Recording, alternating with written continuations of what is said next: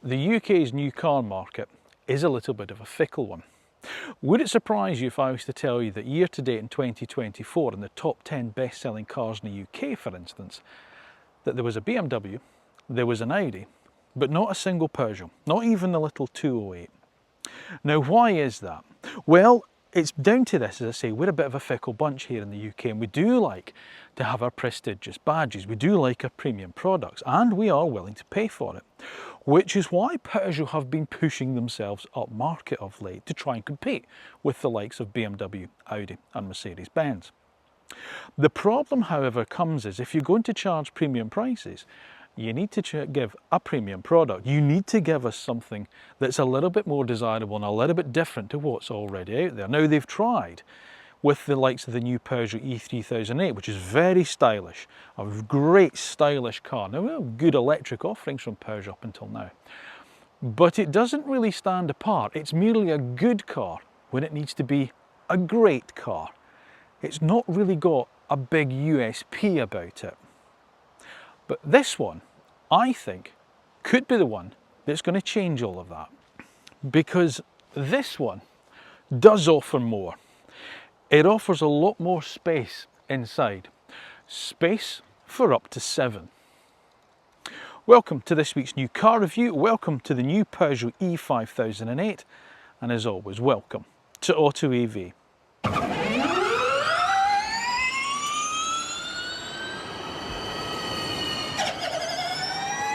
Now, before I start this week's review of Peugeot's new E5008, I need to ask a little favour of you. Would you make sure that you are a subscriber to the AutoEV channel? Because if you're not one, we would really appreciate you becoming one.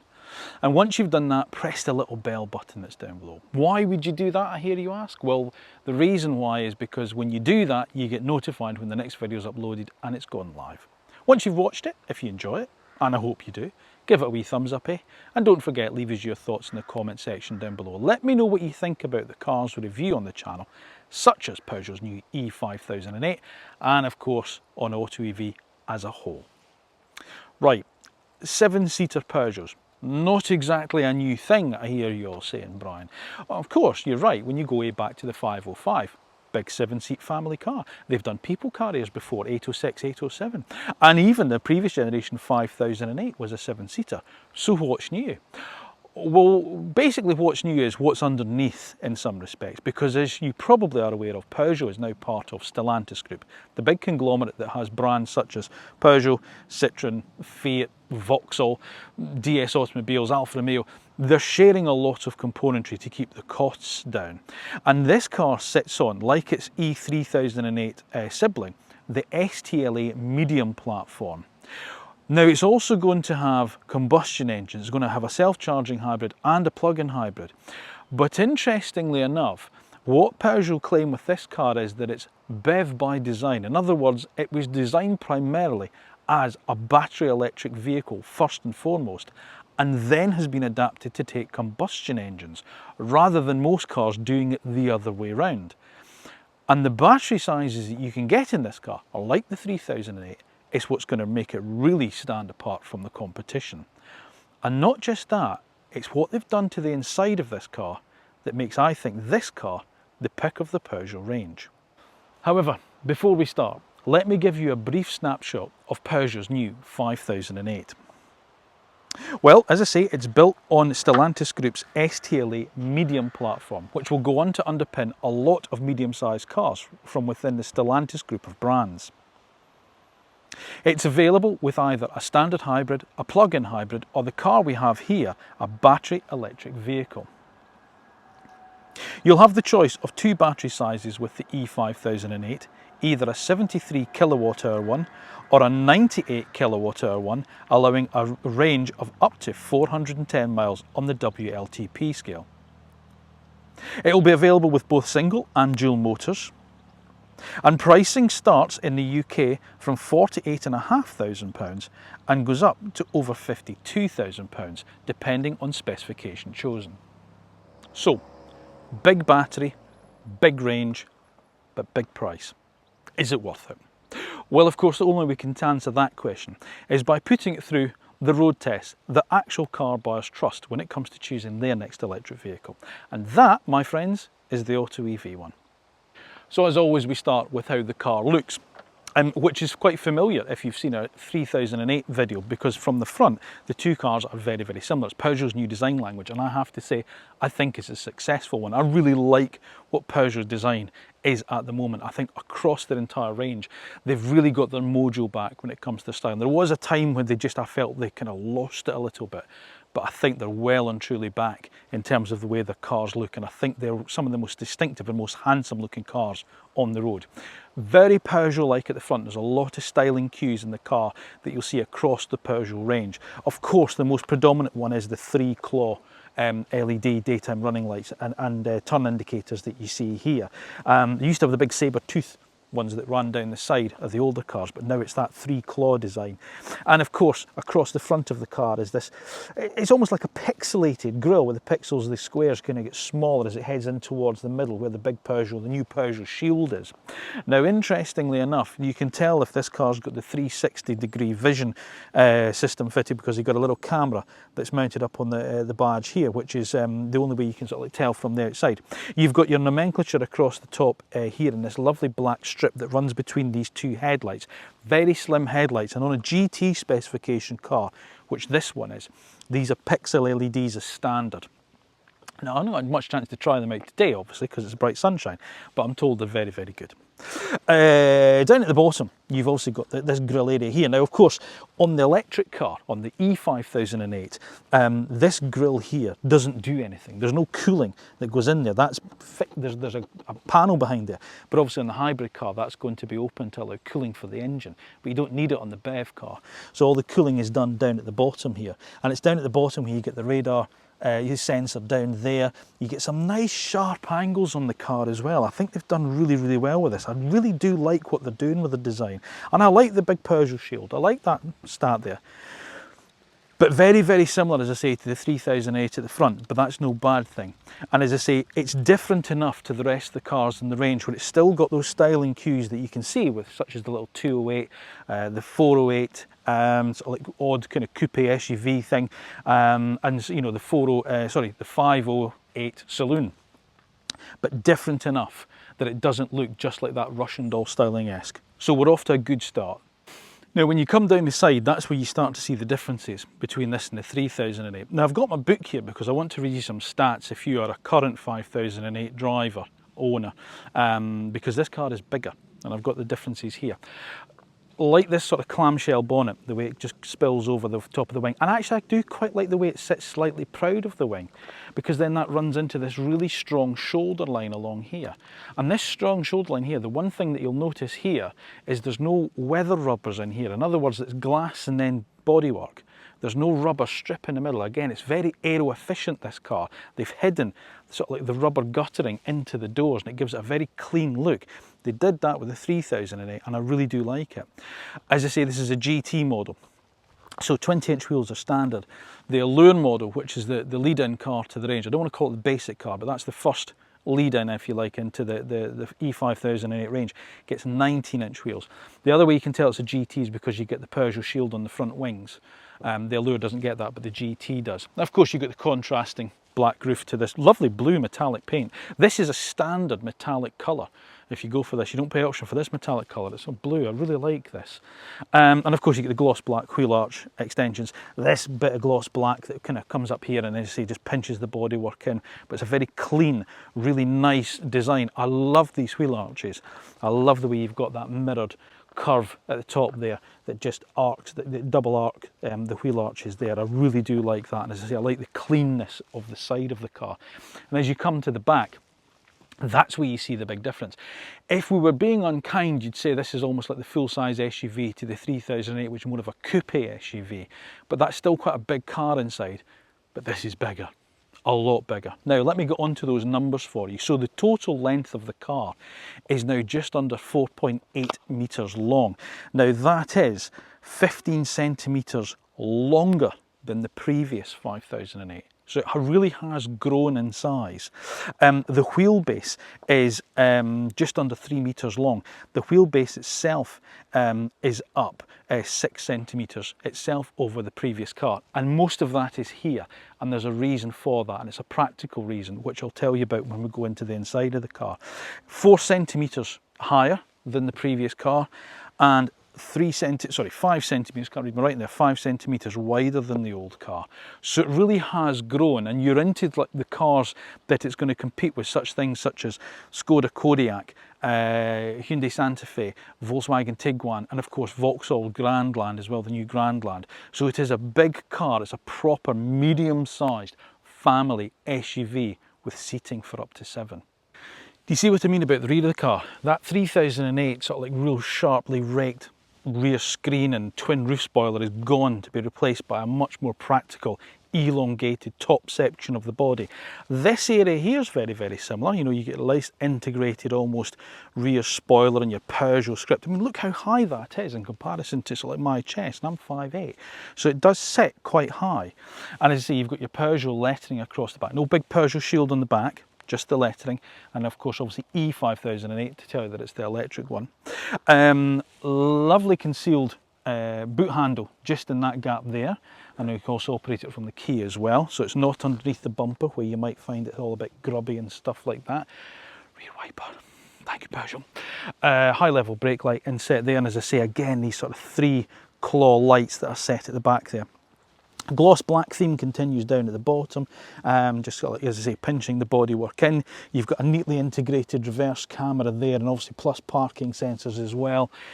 I think it's a really handsome car. As I say, I think Peugeot's got their mojo back when it comes to their styling, and I think this is a great one. I loved the E3008 when I first saw it in the studio when we did a sneak peek of that, and I did like it when we drove the car, when we did a full road test review. I love the way the car looks, but as big as it is inside, this is a much more practical, dare I suggest, family car. And it's not exactly hideous looking, is it? I think this is a really handsome looking beast. But what do you think? Because that's the important thing. You might be out there thinking about buying this car. Maybe you've got the old 5008. Is this tempting you to look at the new one? Let us know in the comment section down below. Right, Peugeot have really concentrated hard on practicality in this car, and I'm really, really pleased to say that it has paid off without doubt, because this is a hugely practical car. Now, with all 7 seats in place, we have a boot space of 348 litres. Now, obviously I don't have my suitcases because I'm on the UK launch, but that's my camera bag there, okay? But if you might think, well, that doesn't look like 348 litres, Brian. It isn't really, because if I take that out, what you have to do to get that 348 litres is up this boot floor. But look at that, it sits vertical into 2 slats there, and underneath here not only do we have storage for the rear parcel shelf, which pleases me no end, because if you're a regular viewer you'll know that not having somewhere to store that bugs me, but there's a massive space underneath the 3rd row of seats, which has this lovely practical tray in it where you keep your cables and first aid kit and stuff, and that just slides underneath the actual rear seats. So with that up like that, that's 348 litres. You can get 2 carry-on, you know, sort of like flight bags standing upright in there with all 7 seats in place.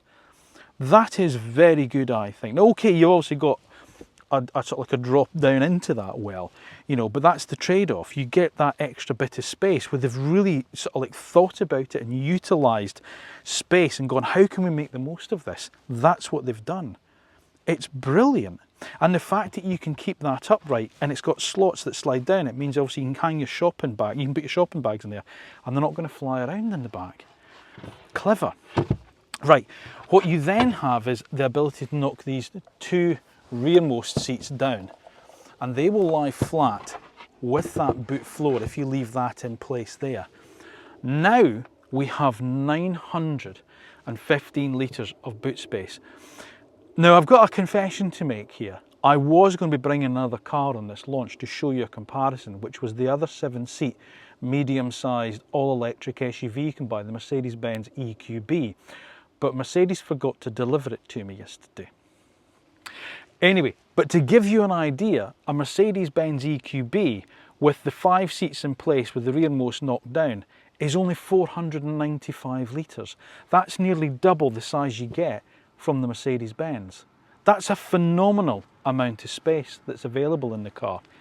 If you then put the second row down, so your second row, although the bench is actually done in a 60-40 split, the backrests are done as 40-20-40. So you were to fold all of those down, not only do you have a completely flat way all the way through to the backs of the front seats, but you've got over 2,000 litres of boot space. That's brilliant. That's really, really good. And I love the fact, as I say, they've thought about how the seats are positioned. And when they're flat, the fact is the whole floor is flat all the way through.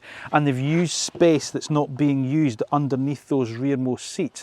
And the fact that you can have that upright in the back to hold luggage in place, and a tray for all the cables underneath the seats when they're, you know, when people are sat there. They've thought about this. And I really like that, Peugeot. I really like that. Right, access into that rear row, okay? This is where I lose all dignity. Let me pop that notepad over there. I've pushed that seat forward so you can see what it's like. And again, this is something that Peugeot have thought about, is this middle bench. Now, I'll talk a little bit more about it when I sit in this middle bench, but the entry and exit is what they've really discussed and really thought about it. So obviously, if you're maybe putting a child into the back there, or someone's getting in the back in the, I don't know, a teenager, or they're my height. Now I'm 5'8", okay?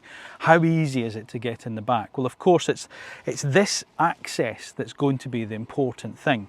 So there is one lever just at the top here. So if I pull that, what it does is it tips and it slides.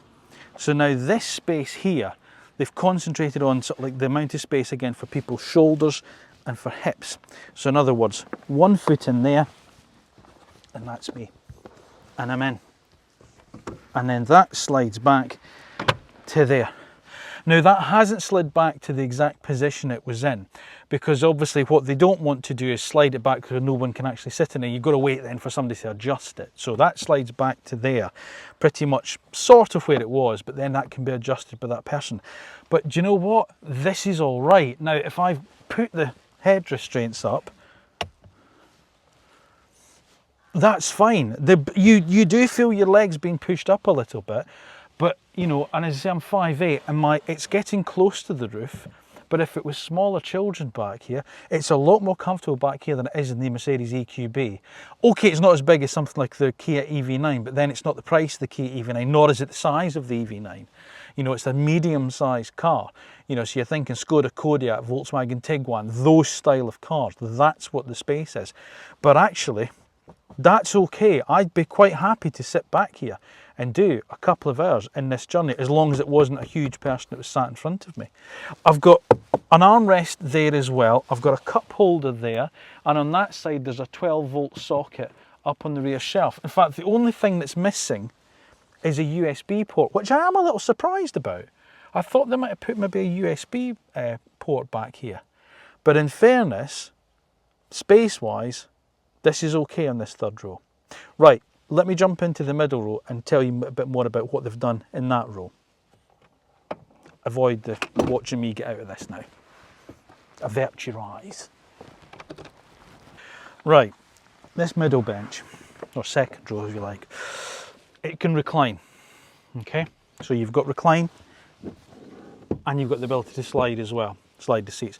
Now this is quite interesting. I was talking to one of the guys from Peugeot earlier, and they said there's a big change to this middle bench from the previous generation car, which had 3 individual seats. And what you tended to find was, or what customers were tending to find was, they were sitting more to the side of the car to get 3 people in. So what they've done is they've narrowed the middle seat slightly and concentrated on making the 2 outer seats a bit more accommodating, but you also sit slightly further in, and you also sit in a sort of cinema style seating. So I can see over my driving position, I can see over the top of that front seat from this seat here, and it's the same in the back. When you're right at the back, you sit slightly higher than these seats. So if you can imagine, it's that sort of tiered seating level, so no one feels claustrophobic in the back. Really clever. Now, the other clever thing with this middle bench, if you like, is whilst, as I say, the bench itself is split in a conventional 60-40 style, The backrest isn't, it's 40, 20, 40. So if you do have, you know, kids sat way in the middle back there, but you want to have, I don't know, a little bit of a load through or whatever, you know, then you can have that section down, but still having two people in this row here, which is quite good. Or use it, dare I suggest, as a table. The other thing that it has, oops, a daisy, he says, is an armrest as well with cup holders. That's great. I like the fact that they've done that. That's really good, because normally you find that folding wouldn't have that ability to have an armrest there. So that's excellent. And the seats themselves, I love the way they're sculpted along the side. So there's good support down the side of the thighs.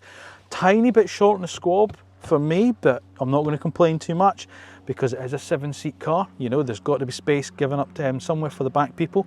But otherwise, this is a really nice seating position that you've got. And as I say, this cinema style seating where you can see right across the front. As I say, that's my driving position, and I'm 5'8", so I've got loads of legroom, loads of headroom in this middle one. This car doesn't have the optional panoramic glass sunroof, however, so do bear that in mind. Storage. Very small nets on the backs of the front seats, but they are there. We've got a tiny little tray in there for Parliament. We have got a 12-volt socket there, and we have two USB ports there. Are they both? Yeah, both USB-C and face vents. That's another thing that's maybe missing from the rear. There's no sort of like upper face vents for the rearmost passengers. There we go. I'm just going to shut this door for a second here because there's a couple of interesting things to talk about here. We've got sun visors here, which is a nice thing. I do like that. And built sun visors into the door. They're not the first person to do it, but you know. But in terms of when we move into the front and you see the design of the cockpit, the alcove, as they call it, that runs around with the ambient lighting, is now moves into the back, which the 3008 doesn't get. So I like the fact that it now runs into the back as well and gives the rear passengers a nice kind of ambient glow. But yeah, I've got to say, I really like the space that's on offer in here for this size of car, and I think Peugeot have done well to concentrate on that, and they've really thought about, and they've talked to their customers. That's the really interesting thing about it. You know, customers saying, well, we felt like we, you know, three abreast, we were kind of pushed out, so they've moved the seats, they've redesigned this bench seat so you move slightly further in. The middle person here might just be a smaller child or a teenager, so it's the outers that are going to be adult seats. Oh, talking of which, I didn't mention that, is you do have, with the STLA medium platform, a flat floor. So you can fit, as I say, I'm 5'8", and I could sit in this middle seat for quite some time. And I've got knee room, I've got foot room, I can get my feet flat on the floor, and I've got headroom. Really nicely thought out interior, Peugeot. I really like that. Well done. Now I got on to my favourite bit about the new E5008, and it's very similar to the E3008, which is this interior, which I think is best in class. I love this. I think this is absolutely head and shoulders above anything else that's in the marketplace at the moment that competes with this car. It's very similar to BMW with this screen, this almost curved screen, 21-inch curved display that you get across the top of the dashboard here, but just so well executed, and I really do like it. So let me talk about this first. Screen at the top. Because of the driving position, and remember Peugeot have got this thing where you have this little small wheel that you look over the top of. You're not looking down into the dash that you are on, say, like the E2008, because this is raised up. So everything is moved up, but it's still below the base of the windscreen. So you do have this quite commanding SUV-esque driving position, but the screen is right in front of you, so there's no need for a head-up display because it is absolutely bang on there, and it is perfect. You know, I really like the way that they do this. So you've got this driver display bang in front of you that you can customize depending on how you want it. So there are various different customization levels to change the look of what you see in front of you here. And then you have your main infotainment screen across here, okay, which obviously is this, as you can see, it's a swipe screen. You just scroll through it until you get the bit you want. Three main screens. What have we got here? We've got media control, then you go for a main menu there. What's the other one, the third one? Oh, there in your nav with the climate control up here, okay? So really nice and easy to use. You also get wireless Apple CarPlay as standard and Android Auto. There's a wireless charging pad just tucked underneath here to keep your phone out of sight, and it's grippy enough that it doesn't roll around or slide around as you're driving.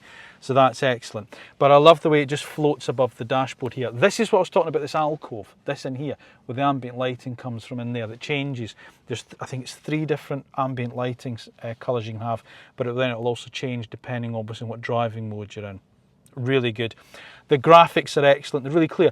There's a lot of information going on here, but once you've been sat in the car for a little while and driving it, you do soon start to understand where everything is at a glance. So it's just at first acquaintance, you think, gosh, that's busy. But it isn't really, it's actually quite, and if you're using Apple CarPlay and Android Auto, then obviously it takes away some of this anyway. So it's not quite as, glaringly busy as it might seem at first, but just beautiful to look at, lovely to operate, and works really well. And of course, as I say, in terms of the swipe screen, it's really nice. It's very slick the way it moves. Obviously, what you have here is you've got different icons for various different things. Your advanced driving assistance systems, your climate control, date and time, energy, navigation, media, that type of thing, seat options here. Right, so you're going to say, well, Brian, this is what you hate because you've got to dive into this screen to change things. Yes and no, because what Peugeot now offers these down here, iToggles, which is a separate screen, okay? This one down here, which has 2 screens effectively. So, okay, so you got one there and another one there. And each one has, he says, stop doing that. Mean screens. Each one has 6 icons across it, okay? So home, advanced driving, and you can personalize these depending on what you want. So these are your shortcut buttons. So for instance, the advanced driver assistance systems, that's in one of them. You go straight into that and it brings it straight up. There it is there. You don't have to go through loads of different menus. It's just there. So you can have that as one of them. You can personalize it to a point where if you get in the car after a day at work and immediately phone home and say, right, I'm on my way home, whatever, you do it every day, you phone your partner, your husband or wife every day when you get in the car, or you check on the kids or whatever, you can have it so that one of the buttons, one of the toggles is phone home. You can really personalize as much of that. Brilliant. I really like that. I really do. I think that's superb. But you can have your main ones there, so your phone, navigation, climate, media, and then in the second one here, as I say, there's your advanced driver systems, your app drawer, all that thing. So simple, really good, and I love that. It really works well. The only downside, you get used to Peugeot, like Stellantis, you think your gear selector's here, it's not, it's now up on the dashboard. So you get that toggle switch there, which is your gear selection, but you don't need it once you've selected a gear, obviously. But it's just force of habit. I always think it's going to be down here, but it's not, it's up there now. Moving down here, this sort of hockey stick style strip, if you like. This has got more shortcut buttons, so climate control, maximum and minimum. Pressing that, puts on your maximum or your minimum climate temperature. Your fan, switching it on and off there. Heated rear screen, air recirculation, full defrost there. Drive mode, hazards, volume for radio, media, just there, a little thumb wheel there. And then electronic park brake. So that's all grouped in this hockey stick style here, which again on the drive, as the driver, it's just there. It's on, if you're holding your arm there and you turn your radio down, you're hardly even moving anything. You're just touching it with your thumb. Brilliant.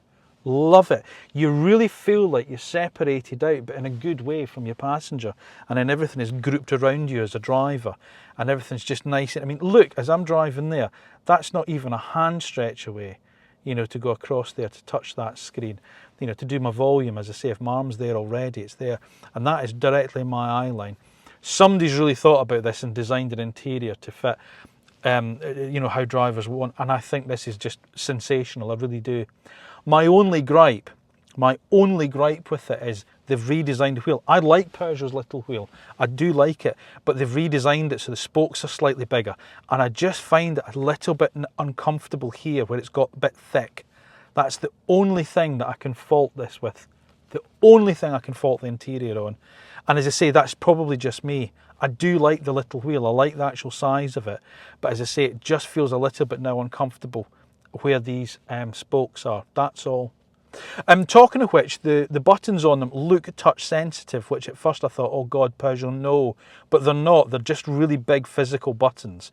So they're like on a 4-plane rocker, if you like. So volume, up and down, and then up and down for your track search, and then cruise control over this side, and then up and down for your distance to go, and then, you know, answering your phone and things like that there.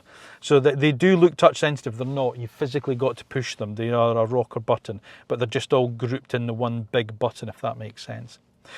You've now got brake regen paddles behind the steering wheel like you do in the 3008.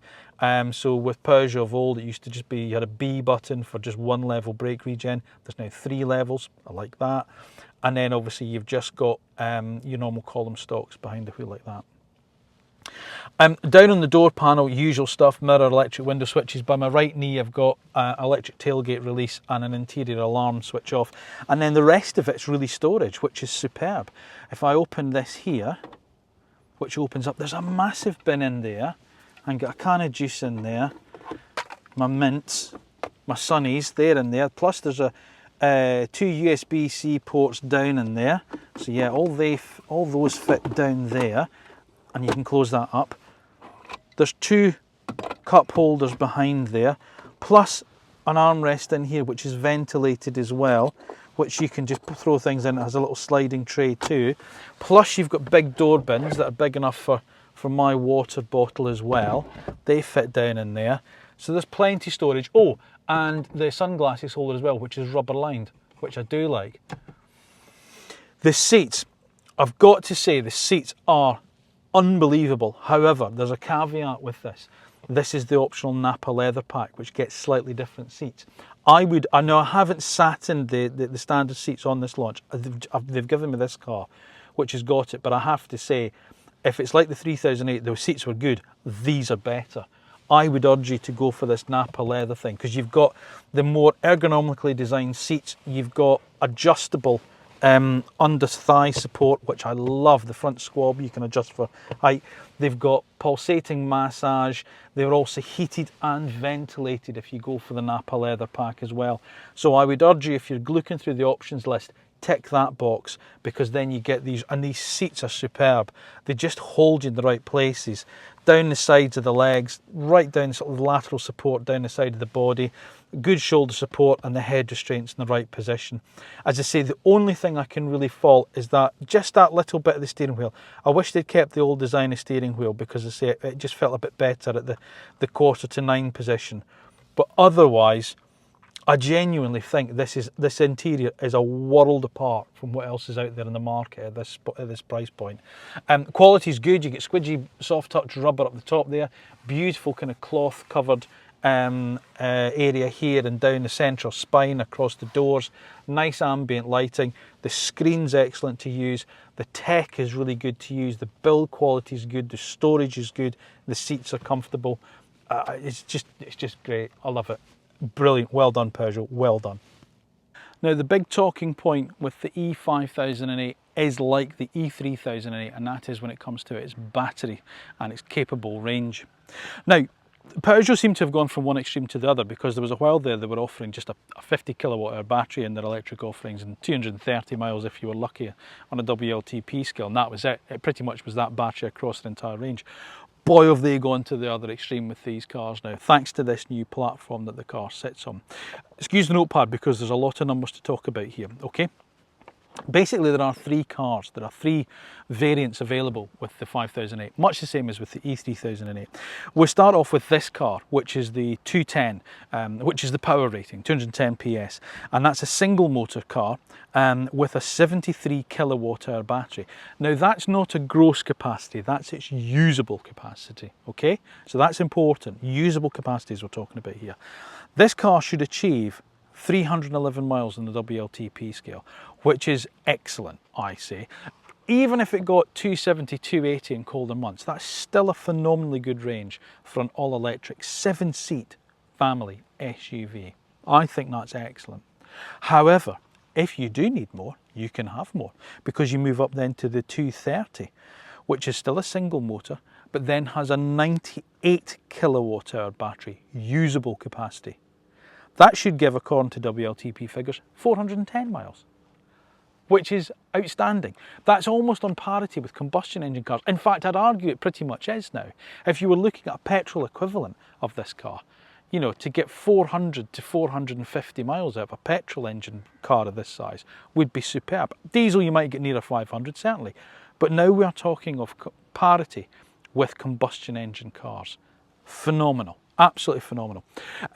That comes on stream. You can order that now, but it comes on stream. Deliveries are going to start in 2025, as is the 320, which is the dual motor car, so obviously front all-wheel drive, and that battery size drops back to the 73 kilowatt hour battery you get in this car, but that's still 311 miles that Peugeot say is your WLTP range on that. Absolutely phenomenal, it really is. Right, 160 kilowatt charging speeds, not outstanding. Nothing to write home about, but it still means you can go from 20 to 80% in 30 minutes. So maybe nearer 40 minutes to go from 10 to 80%, depending how much you let it drop down by. But 160 kilowatt charging speeds is what you've got. To top the battery up from flat to full, if it's this 70 odd kilowatt hour battery, then you're probably looking at around about 12 hours, aren't you? I'd say probably nearer 14 hours for the 98 kilowatt hour battery if you do go for that one, but you're never really going to let it drop down to that sort, you know, to absolute zero when you go to home to charge anyway, so you know, bear that in mind. Right, onboard 11 kilowatt charger is standard, so if you do have access to that faster three-phase electricity at home or at work, then you've got the 11 kilowatt onboard charger as standard. You are also going to be able to option up a 22 kilowatt onboard charger too, and I know some of the on-street chargers are 22 kilowatts as well, so that could be quite handy depending obviously where you charge the car up. It's also the first Stellantis Group car, well, along with the E5008, to come with vehicle to load. So there's vehicle to load functionality with the vehicle as well. However, there's no 800 volt architecture, it's 400 volt architecture that you get from it, and a heat pump is an option as well, which is an option fitted to this car, so that's maybe a little bit disappointing. But I mean, those ranges that we're talking about, I mean, that's absolutely phenomenal. As I say, I think we're now at the point where we are seeing parity between EVs and combustion engine cars. As far as I'm concerned, it's a win-win. Right, how does it feel out on the road? Well, we need to judge this car as we would any other car in this class, and we have to judge it as a family car because that's what it's about. So there's no point in me sitting here going, well, the steering's okay, but it's a little bit vague at the dead ahead, and you know, it's not quite pin sharp handling, and it understeers a little bit if you push on through corners a little bit too much. Of course it's going to. It's not designed to do that. It's not designed to lap the Nürburgring, or you know, and that was my issue a little bit with the Tesla Model Y. And if you're a regular viewer, you'll know that I criticised that car quite a bit for its really poor ride quality. Yes, it's very fast, but it's designed to be a family car, so why is it not comfortable? Anyway, I won't go drag up that again. This car, this is the 210 PS, so single motor, front wheel drive, 73 kilowatt hour battery, 0 to 60 in a shade under 9 seconds, it's about 8.7 seconds. If you want to go quicker, you'll need to wait for the dual motor car, which is the same battery as this in 320 PS, because the 230 PS model that you can buy as well, which is the same battery as this, because it's a heavier battery, it's a 98 kilowatt hour battery, its performance is actually slightly less than this car. So you'll need to wait for the dual motor car. How does it feel out on the road? Well, it feels really good in some respects. Let me go through positives and negatives. Let me start off with the first positive that I've got for the car, and as we discussed earlier, it's the driving position.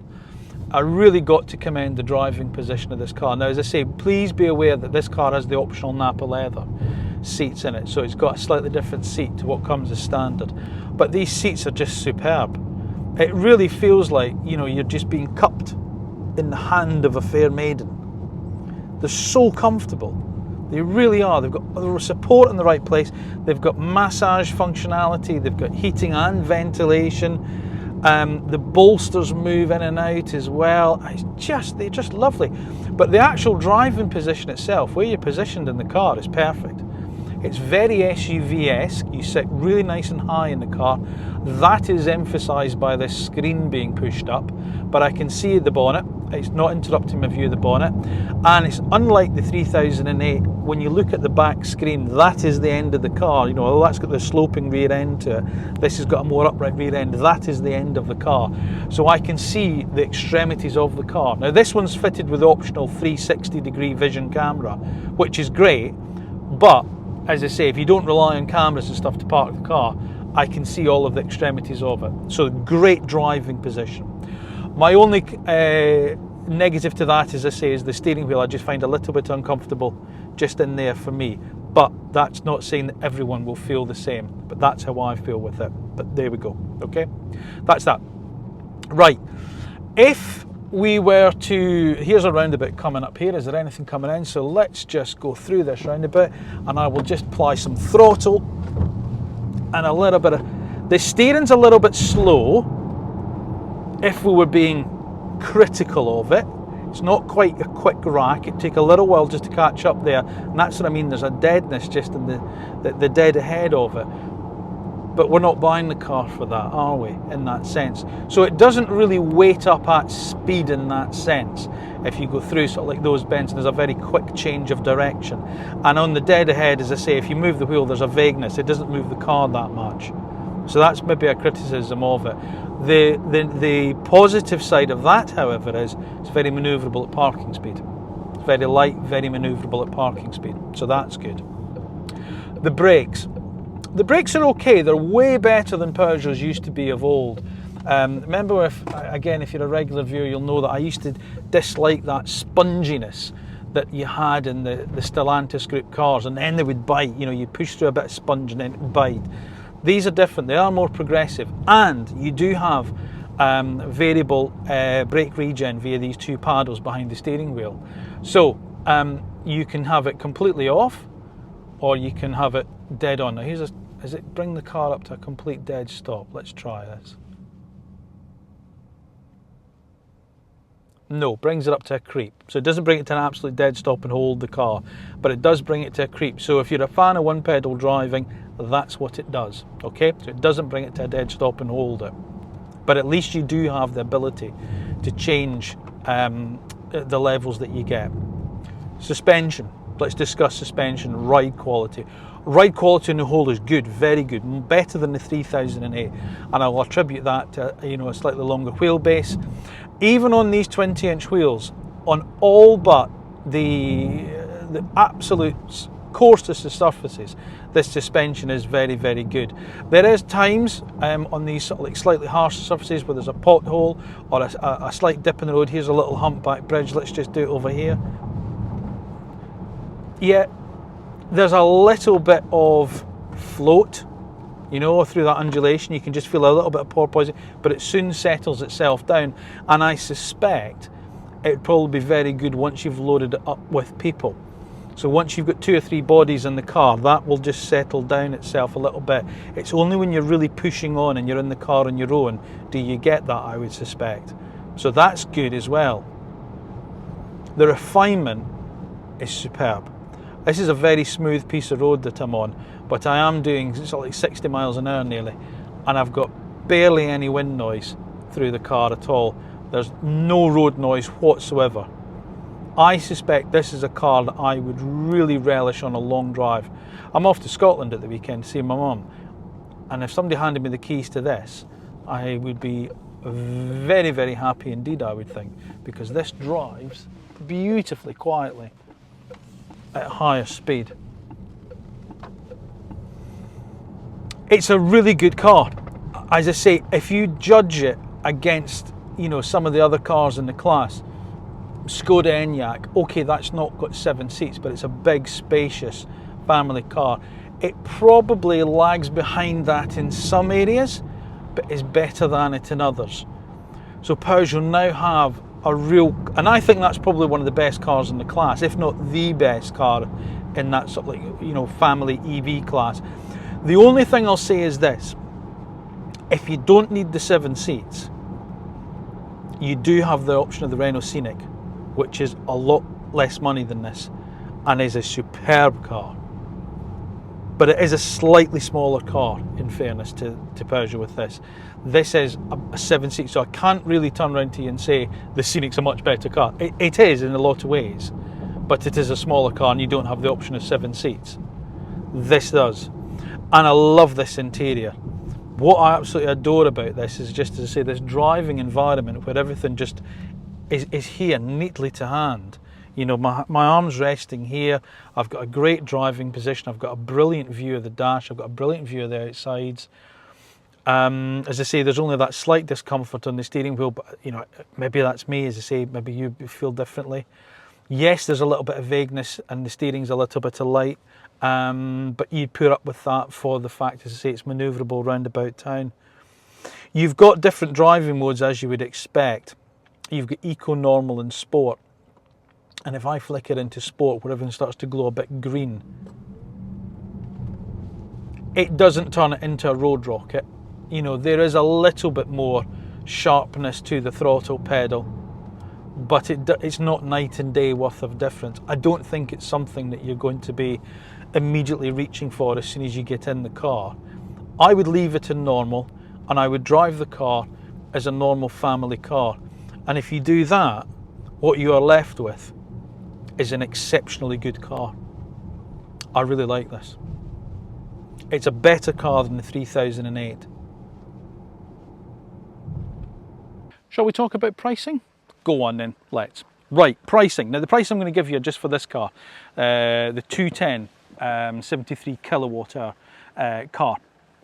2 trim levels, the Allure, which kicks the range off at £48,550. If you want to move up to this, which is the GT, then this is £52,350 before options. Now this car's got a few options on it, and I'll put the price as tested down in the little bar down below as well.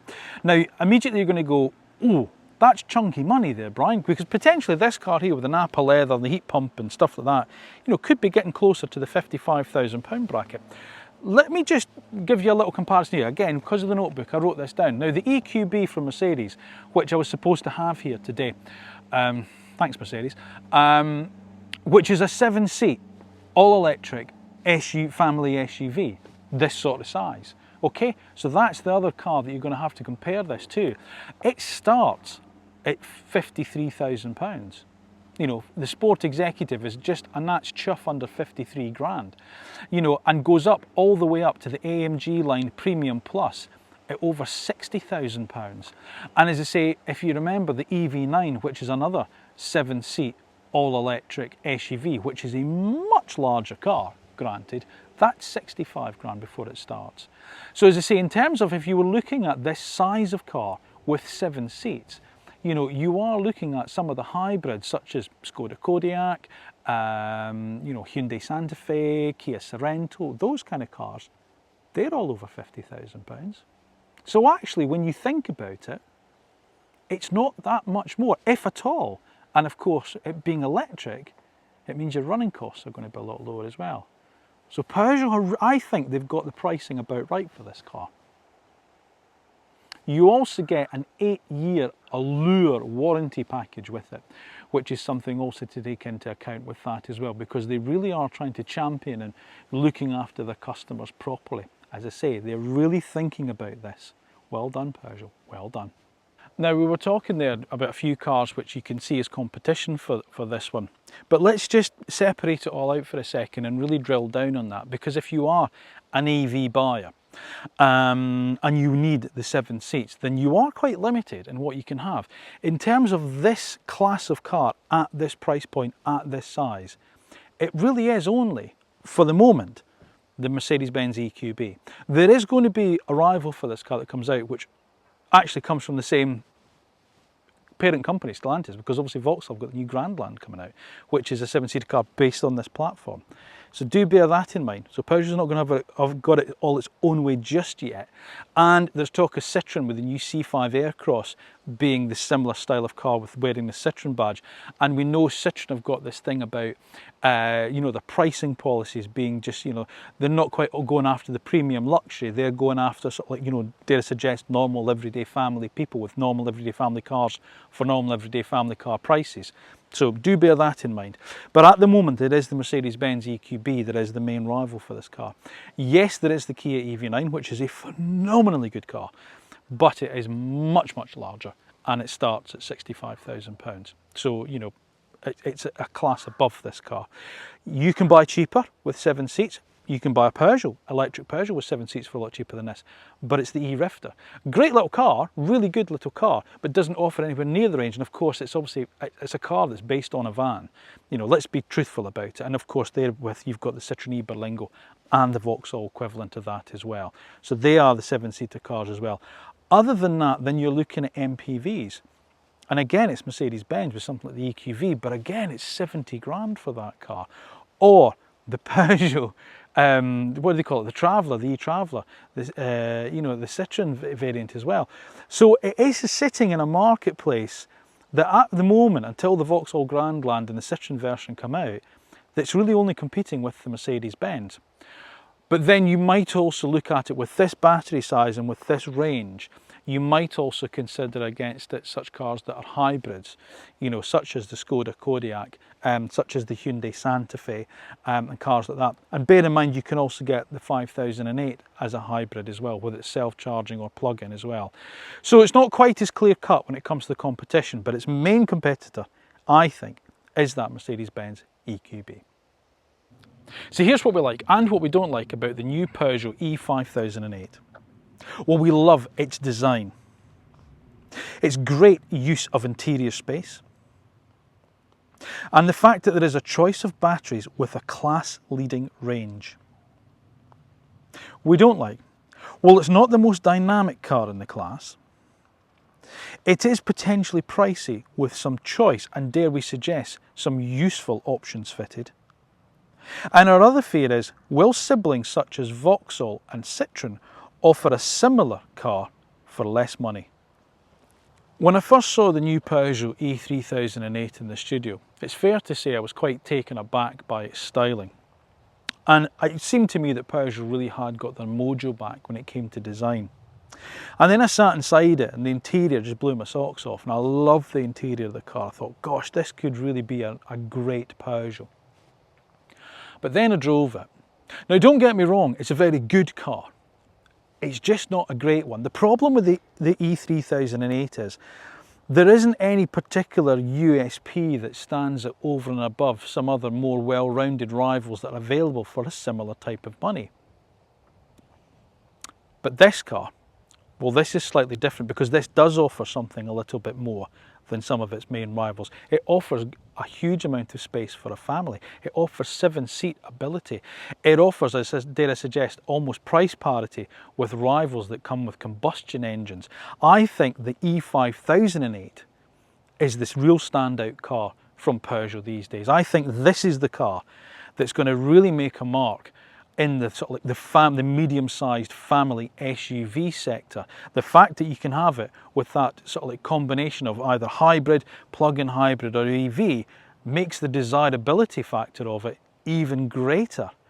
But it's the electric version, the E5008, that I think really deserves your attention, because for this level of money, to get that level of range and to have that amount of space inside, it just makes it an absolute standout family car. This is a great Peugeot. Thank you for watching this week's road test review on AutoEV. As always, please make sure that you are subscribed to the AutoEV channel. Then once you've done that, press the little bell button that's down below, because that's the way you get notified of when our next video is uploaded and it's gone live. If you have enjoyed this week's video, then please make sure that you give it a thumbs up, and of course don't forget, leave me your thoughts in the comment section down below. What do you think of the new Peugeot E5008? Do you have one of the old ones? Have you got one of these on order? Have you bought one already? Is this tickling your pickle? Is it the type of car that you really need 7 seats? You were thinking about going all electric for the first time? What do you think? Too much money? Do you think it's worth it? Do you think it's the same sort of level? Offers better value for money than the Mercedes-Benz? Remember the Kia EV9, it's another £10,000 at least on top of this particular car. Let me know your thoughts in the comment section down below. Now remember, we're across all social media channels as well. So if you're a fan of things like Facebook, Instagram, X, LinkedIn, TikTok even, we're there as well. So please give us a follow there. And remember, if you're in the marketplace for an electric car, it might not be a new one like the new Peugeot E5008. Maybe you're thinking, oh, I'm maybe going to dip my toe in the market, but I'm going to look for a used car instead. But you need to know all the details about that particular car. Where are you going to find them out? Well, let me tell you where. On the AutoEV YouTube channel, because our back catalogue of videos means that if it's been a new electric car in the UK market over the last 5 years, we've subjected it to the only road test that car buyers trust when it comes to choosing their next electric vehicle, the AutoEV one. All that remains for me to say is thank you once again for watching. Thank you for continuing to support the channel. See you again soon.